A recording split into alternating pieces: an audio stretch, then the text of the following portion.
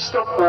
Narito po ulit ang update natin para sa lagay ng ating panahon ngayong hapon po ng May 20, 2024 na kung saan sa ngayon ay malapit na po tayo natutungo sa transition period ng habagat season o yung tag-ulan po. May mahinang daloy na po ng hangin na nanggagaling po dyan sa baba o yung southwesterly wind dyan sa kanluran ng ating bansa.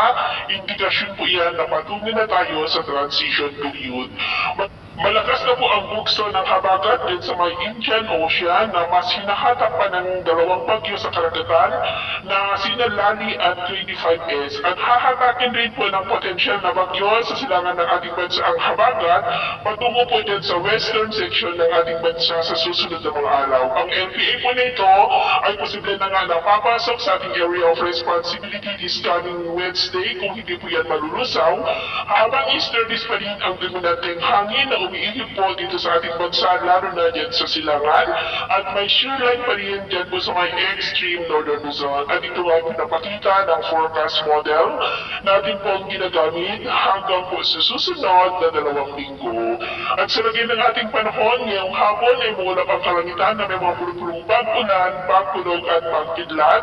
Sa ilang bahagi po ng Batanes, Babuyan Island, ilang bahagi ng Ilocos Region, Central Luzon, ilang bahagi ng Cagayan Valley, Cordillera, Metro Manila, ilang bahagi ng Quezon, Mindoro Provinces, Camarines Norte, Western Section ng Panay Island, Cabandalan, Northern Samar, Sulu Archipelago, ilang bahagi ng Southern Samar, Zamboanga Peninsula, Northern Mindanao, Butuan, ilang bahagi ng Maguindanao at Davao. At mamayang gabi, posible pong may karkasan na mapag-ulan.